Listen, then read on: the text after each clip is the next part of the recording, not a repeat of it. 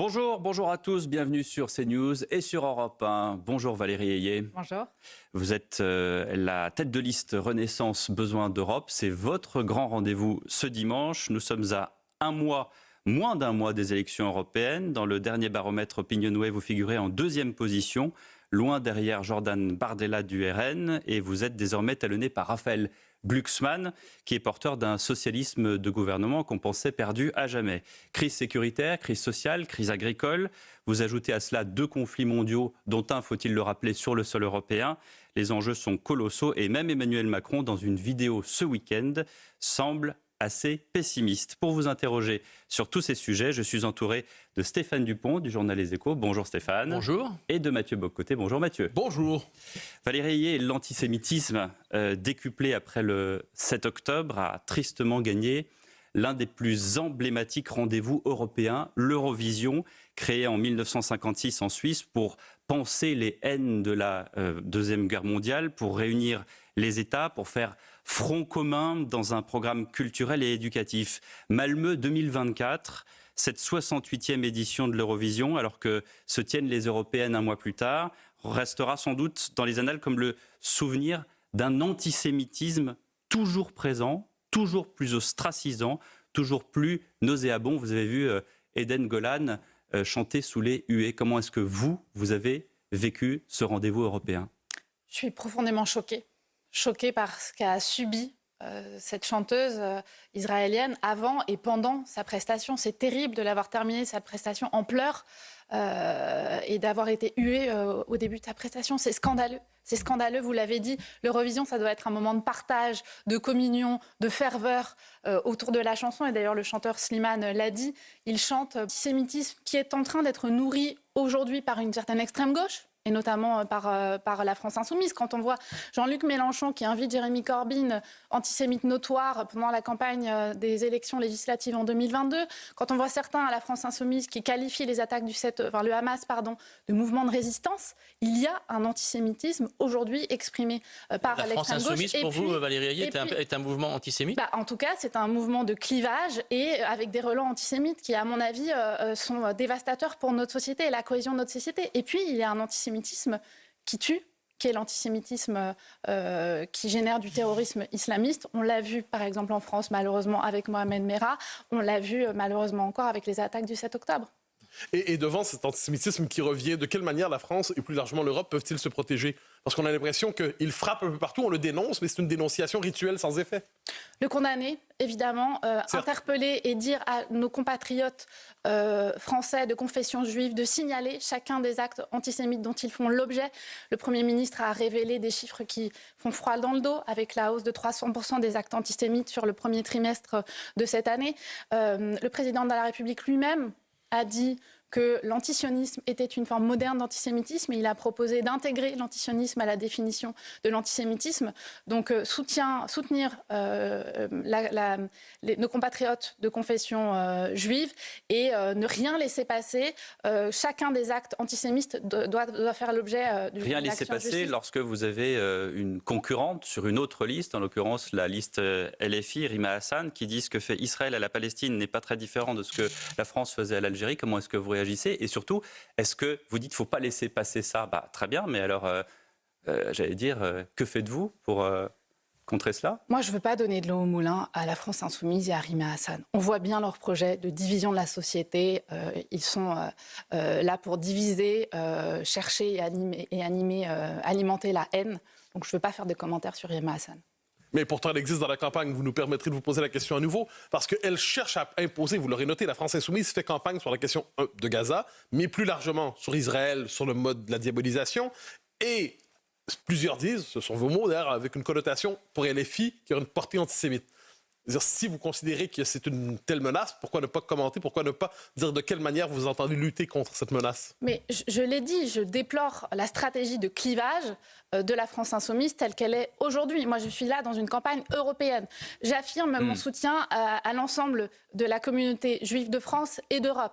On a un renforcement des moyens de police, de justice qui a été acté au niveau français. Au niveau européen, les valeurs qu'on défend, ce sont évidemment des valeurs de tolérance et de respect. Et c'est le projet européen que je porte. Et fondamentalement, dans ces élections européennes, moi, ce que j'attends, c'est qu'on parle du projet de société qu'on porte en Europe. Et moi, dans la France insoumise, les propositions qui sont faites sur la table, qui sont posées sur la table, je ne les vois pas, mais je vois à chaque fois la volonté de cliver, de diviser notre société. C'est absolument délétère pour la société française et pour le projet européen qu'on porte. Vous avez dit à Jordan Bardella dans un autre débat télévisé qu'il n'y avait pas forcément, il ne fallait pas forcément immédiatement faire de lien entre l'immigration et la délinquance. Ce à quoi il vous a répondu, mais vous ne voyez pas l'éléphant au milieu du salon, pour reprendre d'ailleurs une formule d'un éditorialiste d'Europe 1. Au problème de la délinquance, où les statistiques sont défavorables envers les personnes issues de l'immigration, vous proposez de se mettre autour de la table. Alors, ça tombe bien, on est autour de la table.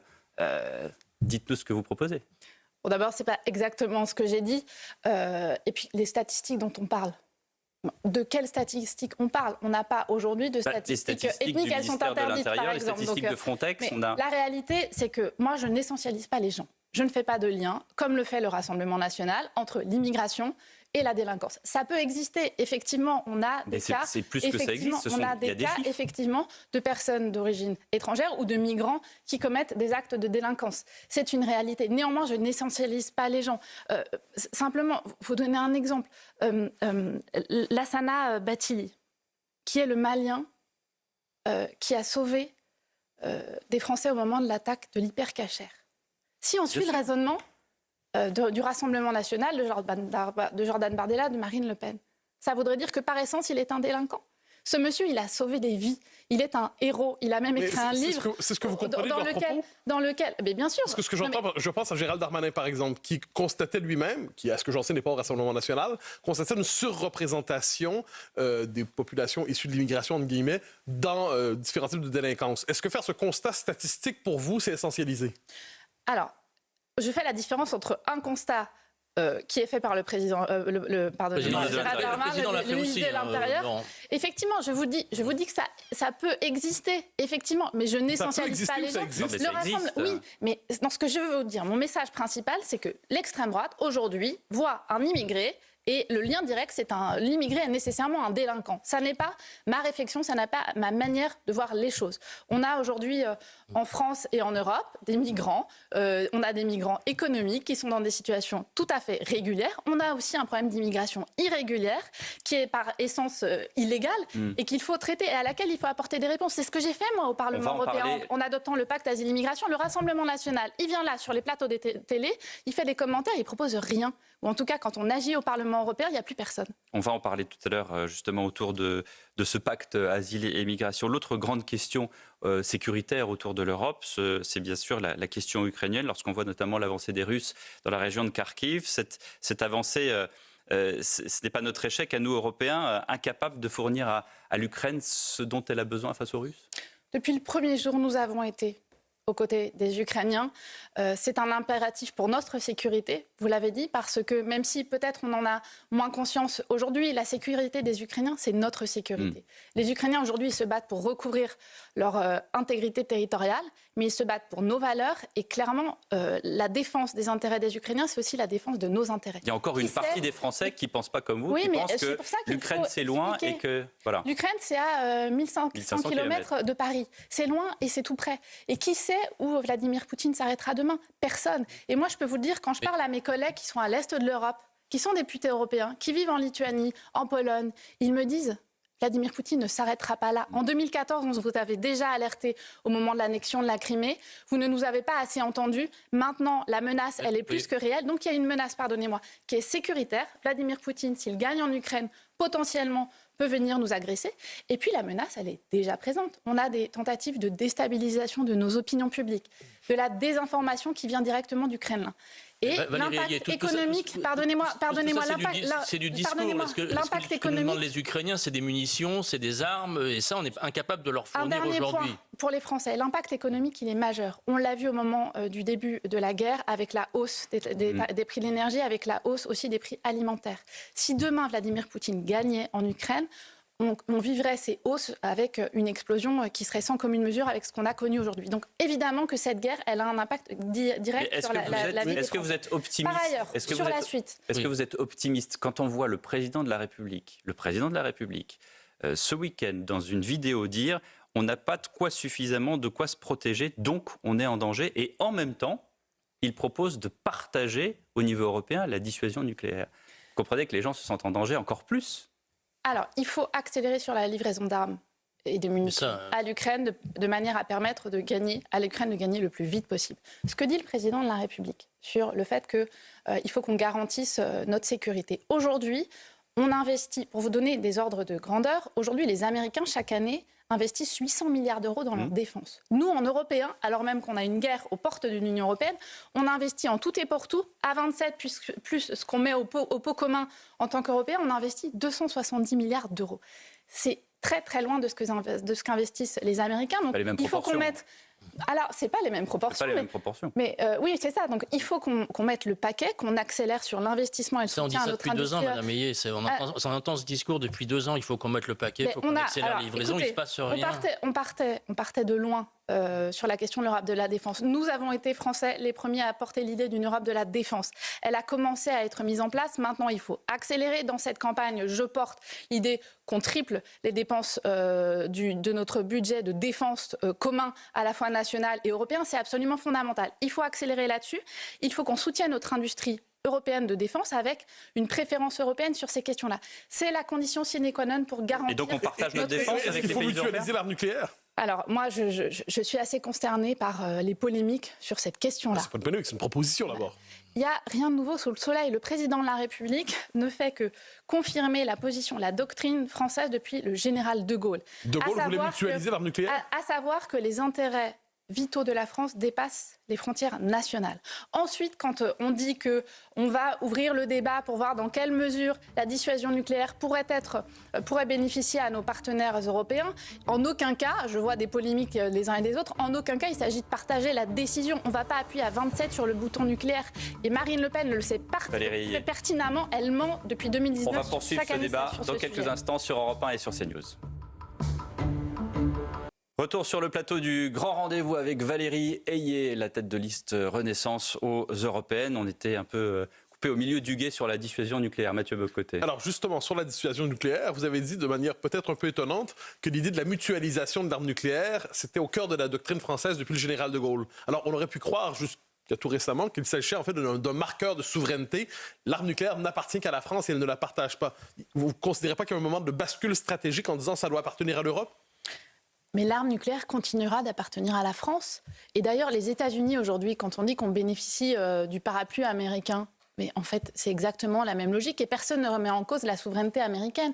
Donc évidemment que c'est toujours le président de la République qui, si besoin, appuiera sur le bouton. On ne va pas appuyer à 27, on ne va pas laisser nos collègues grecs appuyer sur le bouton nucléaire à la place de la France. Quelle est l'idée ? Donc l'idée, c'est de redire, les intérêts vitaux de la France dépassent les frontières nationales.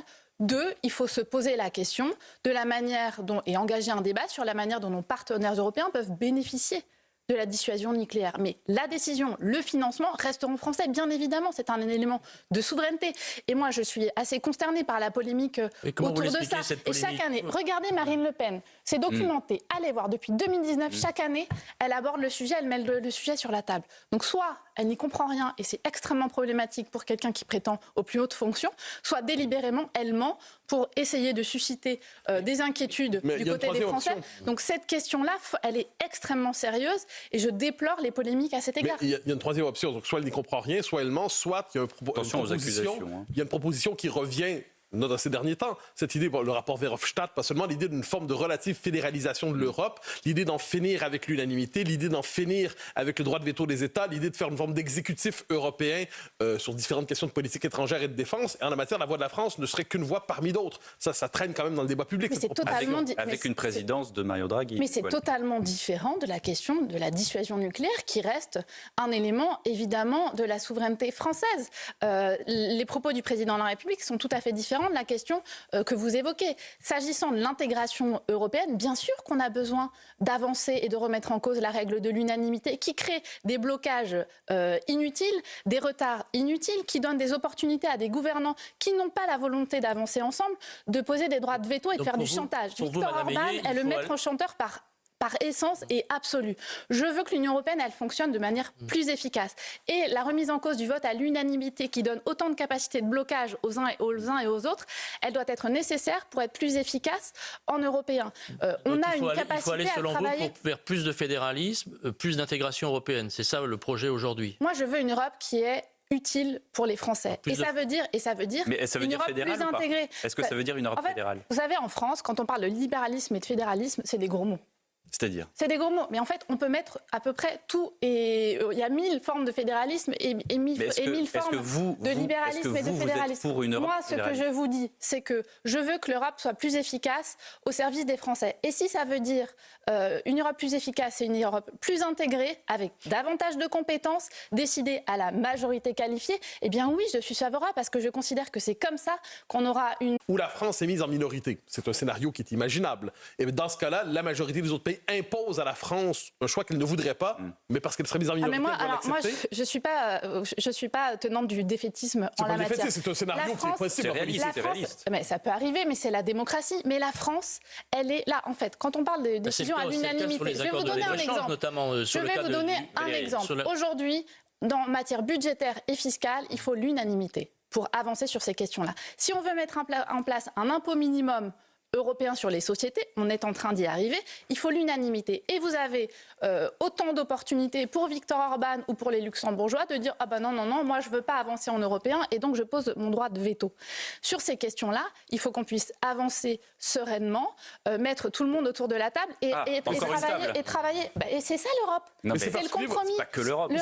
C'est le compromis. Si on donne la parole à tous les peuples et on donne à chacun la possibilité de trancher, ça ne permet pas à l'Europe d'avancer assez rapidement. Alors, on a su avancer pendant la crise sanitaire, notamment sur les enjeux de santé. La compétence santé n'étant pas une compétence européenne, on a réussi quand même à être efficace parce qu'il y avait une volonté, un leadership politique. Moi, ce que je veux dire, c'est que la France, et notamment sous Emmanuel Macron, est leader dans la vision en Europe. Et on pousse beaucoup pour faire changer les lignes en Europe, pour réformer l'Europe et pour avoir une Europe qui est beaucoup plus efficace au service des Français et de l'ensemble des Européens. Et donc c'est cette capacité d'action en laquelle moi je crois fondamentalement.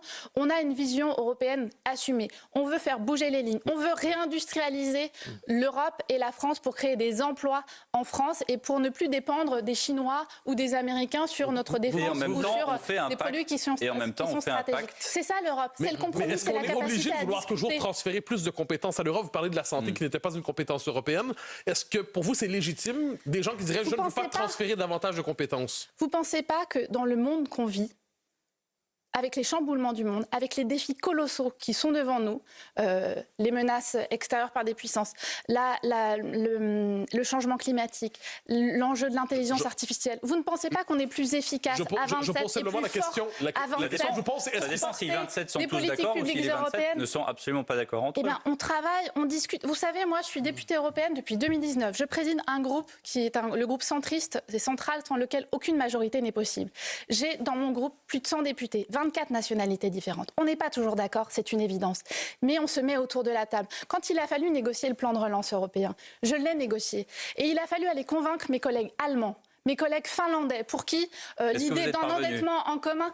Pour qui l'idée d'un endettement en commun était un tabou absolu et qui n'en voulait pas. On a discuté. La réalité, c'est qu'on a fait un état des lieux qu'on a partagé. C'est-à-dire que l'enjeu était tel, le risque de décrochage et de mettre à mal notre économie était tel qu'on a réussi à faire sauter des tabous. C'est ça l'Europe aussi. C'est le lieu des miracles politiques. Et quand on a la volonté d'avancer et de répondre en européen, on a pu faire le plan de relance, alors que je peux vous le dire, aller convaincre des Allemands, de la CDU, qu'il faut avancer sur un plan de relance, c'était pas gagné. Et pourtant, on l'a fait. Vous voulez plus de décisions à la majorité, plus de décisions où c'est la majorité autour de la table au Conseil européen qui va décider.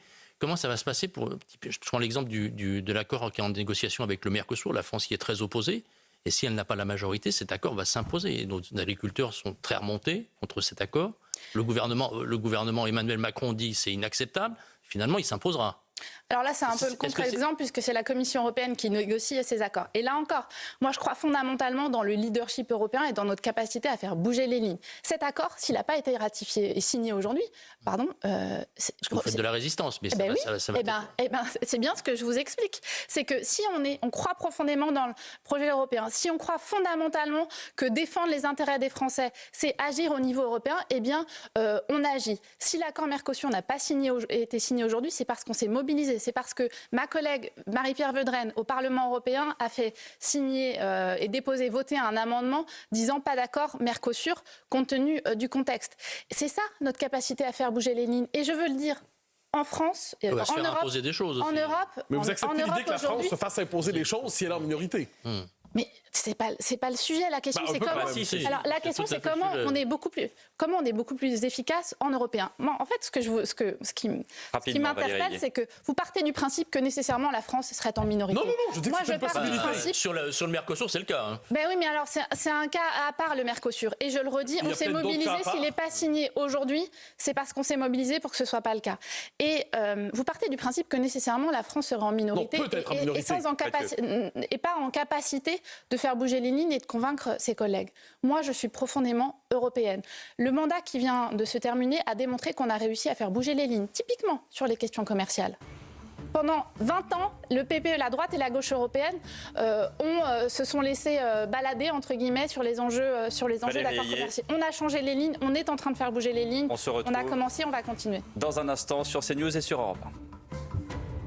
Plateau du grand rendez-vous Europe 1 CNews avec la tête de liste Renaissance aux élections européennes, Valérie Ayé. Nous étions en plein chapitre économique et il y a une vidéo d'Emmanuel Macron, Stéphane Dupont, qui nous a tous fait réagir. Oui, parce que le président, dans sa vidéo ce week-end, évoque notamment le décrochage économique de l'Europe face aux États-Unis. Pourtant, Emmanuel Macron est au pouvoir depuis 7 ans et vous-même, à la tête du groupe Renew, vous êtes l'un des piliers de la politique européenne. Est-ce que ce n'est pas votre bilan? Est-ce que c'est de ce décrochage? Est-ce que, à écouter Emmanuel Macron, il est responsable de rien? On a aujourd'hui des concurrents internationaux, la Chine et les États-Unis, qui sont très offensifs. Et dans une parfois guerre commerciale, on peut utiliser l'expression. Et l'enjeu pour l'Europe, c'est de rester dans le jeu de la compétition mondiale. Les Chinois sursubventionnent leurs industries. On l'a vu avec les panneaux photovoltaïques. Sistovi, qui produit des panneaux photovoltaïques chez moi, en Pays de la Loire, à Carquefou, vient de cesser son activité parce qu'elle n'a pas pu faire face à la concurrence chinoise qui est très rude. Les Américains parce que les collectivités locales vont acheter maintenant des panneaux chinois parce qu'ils sont 2 fois, 3 fois moins chers. Mais on a vu qu'on a, avec l'agressivité des Chinois et une forme de naïveté européenne, on a mis à mal toute une filière européenne. Et maintenant, les lignes sont en train de bouger. On sort de la naïveté. Et je le dis, on est arrivé, nous, en 2019. La question de la mise à mal de la filière du panneau photovoltaïque en Europe, elle ne date pas de 2017 ou de 2019. Elle est bien plus ancienne. Ça fait 10 ans, 20 ans. Vous dites 2019. Eh bien, on a commencé à faire bouger les lignes en 2019, depuis qu'on est arrivé au Parlement européen, en incitant nos partenaires européens à changer de braquet, en disant, eh bien, on impose la réciprocité. Les Chinois ont accès à nos marchés publics et ils ne nous laissent pas, nos entreprises avoir accès à leur marché européen. Est-ce qu'il faut européen. plus de protectionnisme? Pardonnez-moi, les Américains, de leur côté, ont engagé le fameux IRA américain, qui est en fait un plan de subvention massif pour soutenir leurs industries vertes made in America. Nous, au niveau européen, on a commencé, je l'ai dit, à changer de braquet sur le mandat qui vient de se terminer. On est plus offensif. La Commission européenne, à notre demande, a lancé une enquête sur les subventions chinoises sur les panneaux photovoltaïques. Elle a lancé une enquête sur les subventions chinoises sur les voitures électriques. Ça demandera quelques mois. En tout état de cause, il faut, parce qu'on respecte le droit international, donc il faut que cette enquête, elle aboutisse le plus vite possible. Et puis, il faut qu'on soit offensif. Moi, dans cette campagne, je propose qu'on mette en place un bouclier commercial européen. C'est-à-dire que si on subit des agressions de la part de partenaires commerciaux avec des tarifs qui nous imposent, eh bien, imposons aussi des tarifs. Mais on nous devons aussi soutenir le président de la République la production européenne sur les industries stratégiques. Ça veut dire qu'on relocalise les médicaments en Europe et en France. On relocalise la production de batteries électriques, c'est 20 000 emplois à la clé dans le Dunkerquois. À Toulouse, sur le paracétamol, l'année prochaine, on produira du paracétamol. Dans sa vidéo, Emmanuel Macron dit qu'on décarbone trop vite, qu'on investit. Alors que d'autres pays, vous parlez des Chinois, les Chinois, ils sont pragmatiques, ils décarbonent Pas du tout, puisqu'ils font leur électricité grâce au charbon. Aux États-Unis, c'est encore autrement. Nous, on se précipite sur le renouvelable et sur les énergies vertes pour décarboner plus vite que les autres, et en même temps, on n'arrive pas à suivre sur l'industrie. Notre ambition, c'est la neutralité climatique d'ici à 2050. Moi, je suis fière de ça. Je suis fière de cette ambition européenne parce qu'on a un gros enjeu, évidemment, de lutter. Permettez-moi de continuer. On a un gros enjeu de lutter contre le réchauffement climatique. Et ensuite, la transition environnementale, c'est de l'emploi partout sur les territoires. Et c'est le tournant qu'on est en train d'engager. Je le redis, dans le Dunkerquois, on va produire des batteries électriques pour les voitures électriques. Ce seront des voitures produites en Europe. 2025. C'est demain. C'est demain. Et donc, ce seront des voitures européennes produites en France à des coûts abordables. Ce sera tout l'enjeu, évidemment, pour ne laisser personne sur le bord du chemin de la transition environnementale. Je vais vous donner un autre exemple. Mais avec des composants chinois, avec du graphite qui est toujours produit en Chine, qui fait partie de la batterie électrique. En fait, on doit avoir une approche globale sur cette question-là. Produire en Europe et assumer une préférence européenne dans les produits qui sont fabriqués en Europe. Sur la question de l'accès aux matières premières critiques, il faut pouvoir en extraire en Europe quand nos terres, quand on les a en Europe. Et puis, il faut aussi pouvoir développer des partenariats commerciaux.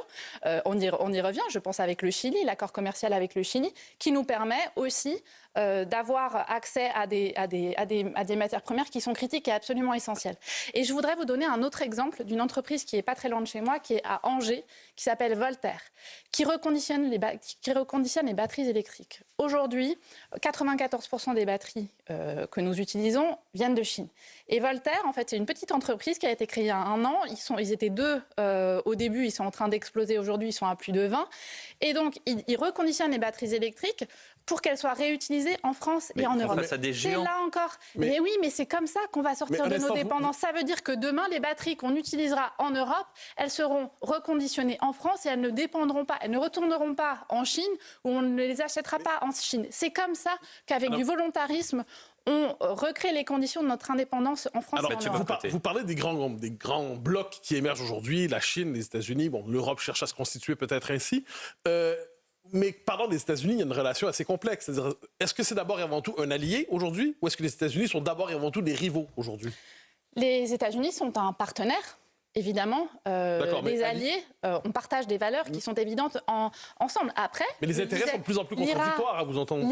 Donc on va voir qui est élu demain, au mois de novembre, si Donald Trump revient en responsabilité ou pas. Mais il faut être lucide. Que Donald Trump soit réélu ou pas, les Américains s'intéressent de moins en moins aujourd'hui à l'Europe parce que je pense qu'on doit véritablement affirmer notre puissance et jouer à part entière, jouer à jeu égal avec les États-Unis ou la Chine dans le monde qu'on connaît. Partenaire loyal, les États-Unis, en matière commerciale. En matière commerciale, l'IRA américain, très clairement. On l'a vu, c'est à la base 369 milliards d'euros pour leurs industries vertes. Ça a tellement bien fonctionné qu'aujourd'hui, les 369 milliards d'euros ont explosé. Ils sont à plus de 1000 milliards d'euros aujourd'hui. Et ils ont attiré des entreprises européennes chez eux. Il y a des entreprises européennes qui avaient des projets en France ou ailleurs en Europe qui ont décidé d'aller investir aux États-Unis parce que les États-Unis assument, ils mettent de l'argent sur la table et ils soutiennent le Made in America. C'est ce qu'on doit faire en Europe. Moi, je me suis battue au Parlement européen pour qu'on crée un fonds de souveraineté. Un fonds de souveraineté pour mettre de l'argent sur la table pour soutenir les industries qui sont stratégiques pour l'Europe. J'ai réussi à faire porter cette idée par le Parlement européen. Maintenant, il faut qu'on puisse avancer. On revient sur les questions budgétaires et fiscales dont on parlait tout à l'heure. Et sur les questions de l'énergie, est-ce qu'on va réussir à avoir un prix de l'essence qui est quand même plus modéré? Et est-ce que, parallèlement, est-ce qu'on va avoir un prix unique du mégawattheure en Europe? Alors, sur ces questions-là de l'énergie qui sont absolument fondamentales, parce que c'est la clé de notre indépendance, évidemment, en européen. On a vu avec la guerre en Ukraine à quel point on était dépendant, notamment de la Russie, pour notre approvisionnement en pétrole et en gaz. Aujourd'hui, l'urgence, c'est de sortir de notre dépendance au gaz russe, parce qu'il en reste encore et qu'on utilise. L'urgence aussi, c'est de sortir de notre dépendance aux énergies fossiles. En France, on a un atout qui est considérable, c'est le nucléaire. Il faut qu'on mette le paquet sur le déblopement des petits réacteurs nucléaires, modulaires qui sont donc sur le prix de l'essence, ça va rester tel quel parce qu'on va encourager les gens à rouler en électrique. Moi, ce que je veux, c'est que on va y aller progressivement, mais c'est que les Français puissent bénéficier, avoir accès à des voitures électriques le plus tôt possible, qui sont produites en France et en Europe et à des prix les plus abordables possibles. On a commencé avec le leasing à 100 € par mois, qui a été un succès aujourd'hui en France. C'est quelques dizaines de milliers de voitures, c'est très, mais oui, très peu. parce qu'on veut aussi assumer une préférence européenne sur cette question-là, avec des voitures qui sont produites en Europe. Sont minuscules. On accélère. Alors, mais moi, je ne suis pas tenante du défaitisme. On part d'une situation, je le redis, Non, avec... on n'est pas défaitiste. Autour de cette table, on est plutôt réaliste. On vous donne des faits. Eh bien, c'est ce que je vous dis. De défaitisme en considérant qu'en fait, on ne va jamais y arriver, qu'on ne pourra pas produire des voitures électriques en France et en Europe. Moi, je vous dis qu'on va les produire. Dans le Dunkerquois, c'est des usines qui sont en train d'être créées. C'est des voitures électriques qui vont être produites. Si on s'organise avec Emmanuel Macron depuis 2017, on a réindustrialisé des industries, ramené des industries stratégiques en France. Si on s'organise à l'échelle européenne, on a tous les atouts pour rivaliser avec la Chine. L'offensive chinoise, eh bien, des voitures qui coûtent 4 fois moins cher. Si on se dit, on met de l'argent en commun pour soutenir nos industries stratégiques. On arrête d'être les naïfs dans la mondialisation et on assume d'avoir des tarifs qui soient dissuasifs. Protectionnisme font les voitures chinoises. Mais vous mettez les mots que vous voulez dessus, mais en tout cas une préférence européenne.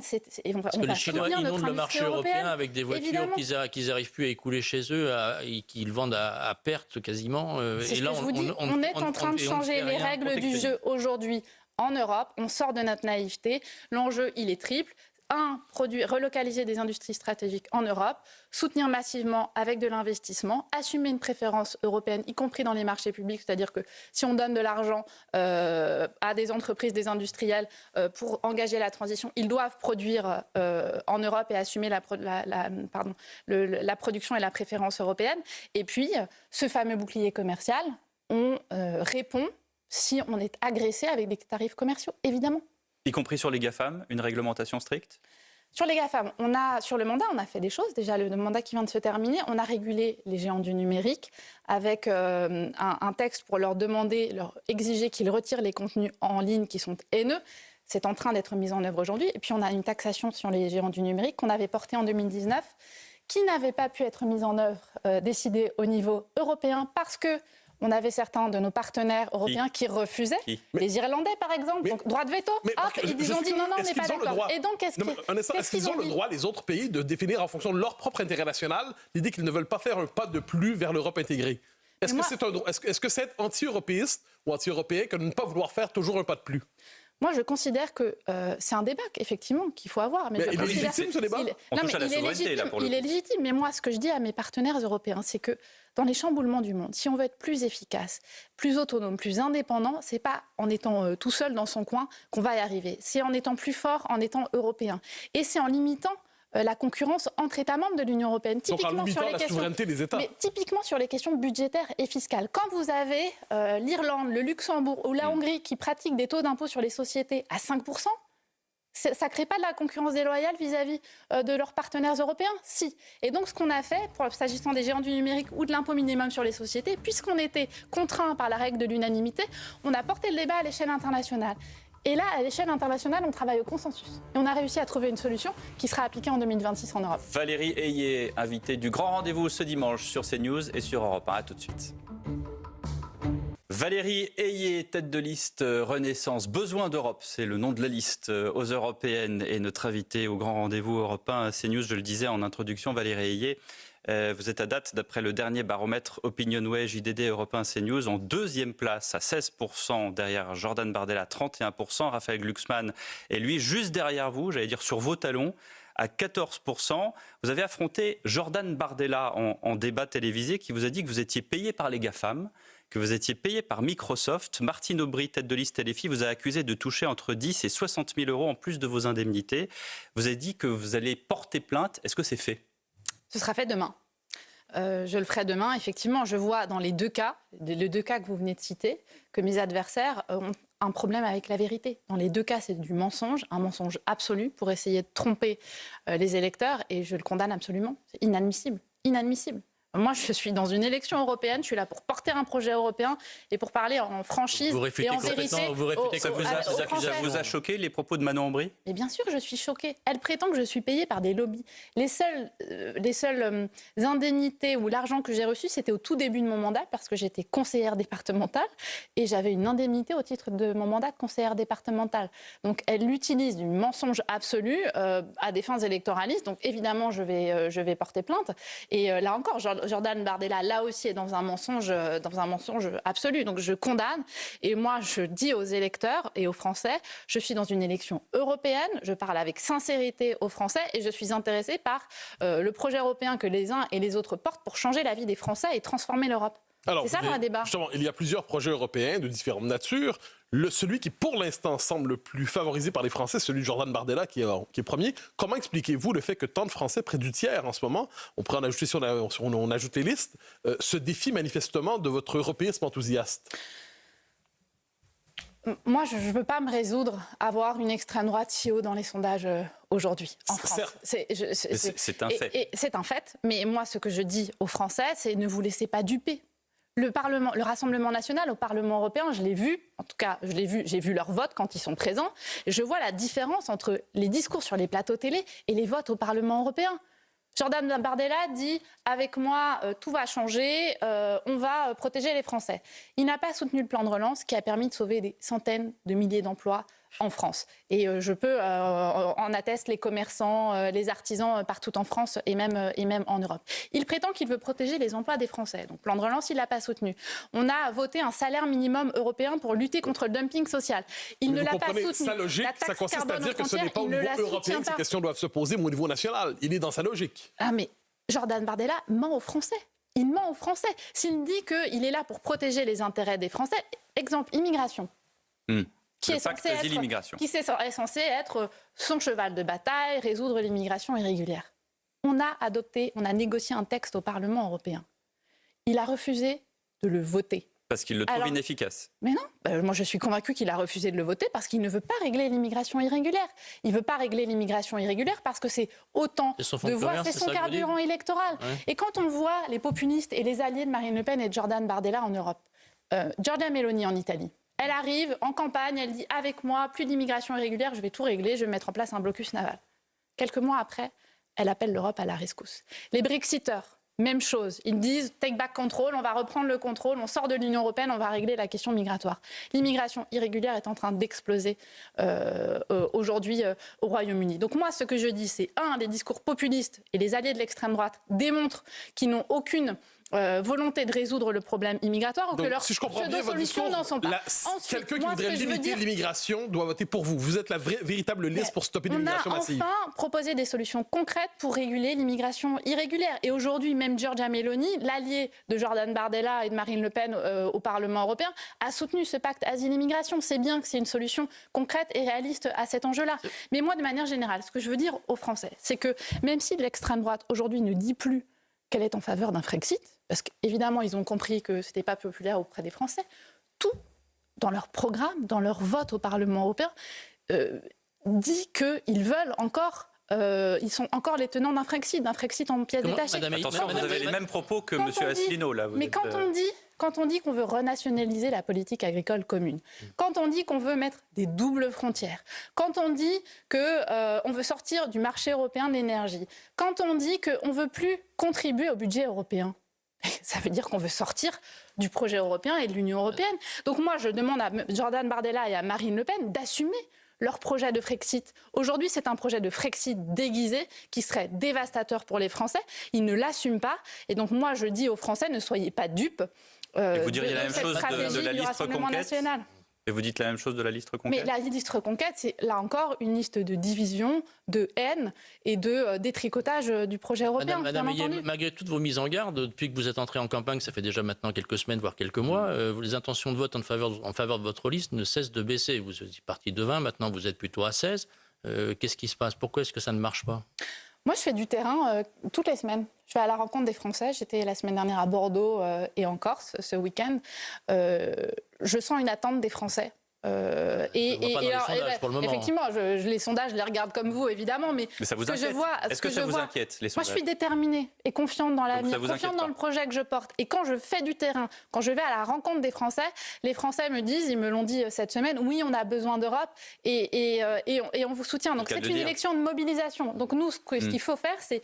D'abord, il y a encore un certain nombre de Français qui ne savent pas qu'il y a une élection. Et donc je le rappelle, il y a une élection européenne le 9 juin, c'est un seul tour. Et ensuite, c'est une élection de mobilisation mobilisation, c'est-à-dire... Il y en a qui le savent suffisamment pour se prononcer dans les sondages et qui montent. Raphaël Glucksmann à 14%, il est à 2% derrière vous. Est-ce que c'est le retour d'un SPD à la française, d'un socialisme du gouvernement? J'ai souri tout à l'heure quand vous avez évoqué le socialisme de gouvernement. Pardon, mais Raphaël Glucksmann se met en marge de son propre groupe sur beaucoup des textes au Parlement européen. Le texte Asile et Migration, par exemple, dont je vous ai parlé tout à l'heure. Il n'en veut pas non plus. Je suis la seule à l'avoir voté, la seule tête de liste à l'avoir voté. Il a été négocié entre la droite européenne, les socialistes européens et nous, Renew. François-Xavier Bellamy et Raphaël Glucksmann se sont mis en marge de leur propre groupe. C'est-à-dire que les socialistes, ils ont voté, ils ont négocié ce texte en responsabilité. L'un le trouve trop injuste et l'autre inefficace. Ben oui, mais en fait, dans les deux cas, c'est de la posture. Parce que ce texte, il va être efficace et ce texte, il n'est pas inhumain comme les prétend Raphaël Glucksmann. Et moi, j'invite Raphaël Glucksmann à dire à ses que vous étiez d'accord avec ce 80% des choses avec Raphaël Glucksmann. Mais parce que donc, en fait, on est dans une logique très fréquentable. On est dans une logique de coalition au Parlement européen. Et moi, j'assume, contrairement à François-Xavier Bellamy et Raphaël Glucksmann, j'assume d'être en coalition avec le PPE, la droite européenne, et les socialistes européens.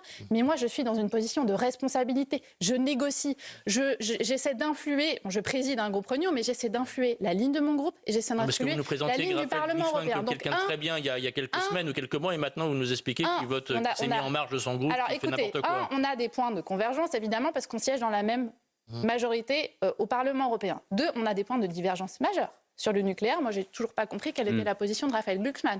Sur l'immigration, je viens de vous le dire. Raphaël Glucksmann n'a pas voté le plan de relance. Il n'a pas voté le plan de relance européen pour des raisons de politique nationale. Et donc, on a une différence d'approche en termes de responsabilité. Et puis, donc, c'est pour ça que ça me faisait sourire, le socialisme de gouvernement.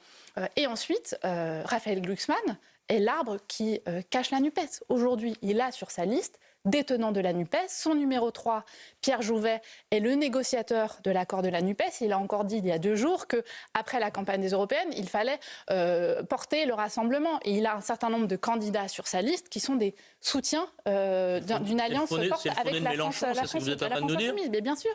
Pour 2027, un ensemble de divergences il pourrait y avoir une coalition Glucksmann-Mélenchon pour 2027, ce que vous êtes en train de dire. En tout cas, c'est ce à quoi appelle son numéro 3. Donc, je les laisse discuter entre eux. Alors, c'est votre formule, besoin d'Europe. Vous dites que vous êtes allé à la rencontre des Français. On conviendra que tous ne voient pas les choses de la même manière que vous, qu'ils sont très nombreux, peut-être plus nombreux aujourd'hui qu'hier, à avoir de véritables réserves sur l'Europe. Est-ce que pour vous, ces réserves sur l'Europe, portées par exemple par le RN, mais aussi par la France Insoumise et d'autres, est-ce que pour vous, ces réserves sont nécessairement irrationnelles ou est-ce qu'ils ont de bonnes raisons de croire? Est-ce qu'ils sont en droit, en fait, de se dire on ne veut pas faire un pas de plus vers davantage d'intégration? Est-ce que pour vous, c'est une position légitime ou c'est un Frexit caché, ça?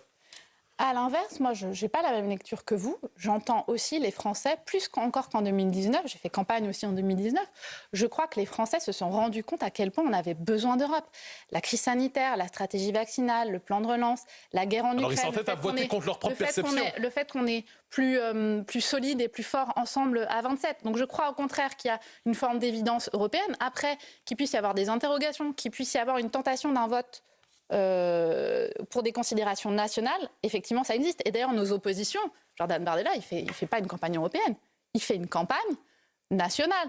Et beaucoup de mes adversaires dans cette élection veulent refaire le match de 2022 ou préparer ou sont dans une primaire pour 2027. Donc moi, je dis vous aussi, aux Français... Vous faites une campagne européenne sur le terrain, de ça. Et vous avez Gabriel Attal, et maintenant, il se murmure qu'il y aurait un débat entre Emmanuel Macron et Marine Le Pen pour faire une campagne nationale au sein de la campagne européenne. Écoutez, depuis le premier jour, nous, au sein de la majorité présidentielle, on parle d'Europe. Emmanuel Macron, en tant que candidat à l'élection présidentielle, a assumé de mettre l'Europe au cœur du débat politique français. Et ça, c'est l'un des éléments qu'on doit mettre à son crédit. Il a fait entrer l'Europe dans nos débats politiques. Et je ne sais pas s'il y a 5 ans ou il y a 7 ans, vous auriez fait une émission de ce format-là dédiée à l'Europe. Et vous avez besoin d'Europe. Est-ce que vous diriez que vous avez besoin d'Emmanuel Macron dans votre campagne? Et moi, j'ai besoin que l'ensemble de la majorité présidentielle se mobilise dans cette campagne. C'est une campagne qui est fondamentale. Est-ce qu'il nationalise pas lui aussi le scrutin? Il est sur vos affiches de campagne, il est sur vos tracts. Mais le président de la République, je vous le dis, son engagement européen, il est là depuis le premier jour. C'est intrinsèque, c'est dans l'ADN de la majorité présidentielle. Moi, c'est la raison pour laquelle j'ai rejoint Emmanuel Macron en 2016. J'étais à l'UDI. parti européen qui nous a rejoints d'ailleurs pour ces élections européennes-là. Et j'ai rejoint Emmanuel Macron pour le déplacement et pour l'engagement européen. Donc bien sûr, moi j'attends de l'ensemble de la majorité présidentielle, du président de la République, du Premier ministre, de l'ensemble des membres du gouvernement, des parlementaires, des militants, qu'on s'engage dans cette bataille qui est existentielle. Si le résultat est mauvais, c'est le résultat pour l'ensemble de la majorité? Mais et pour le chef de l'État. Véritablement, l'ADN de la majorité présidentielle, l'Europe est dans l'ADN de la majorité présidentielle. Et je vais vous dire, cette élection, elle est fondamentale. On est dans un moment de bascule. L'Europe est mortelle, le président de la République l'a dit. Et donc, ça nécessite un engagement total. Merci beaucoup Valérie Ayé d'avoir été l'invitée du grand rendez-vous Europe 1 CNews. Très très bonne journée sur nos deux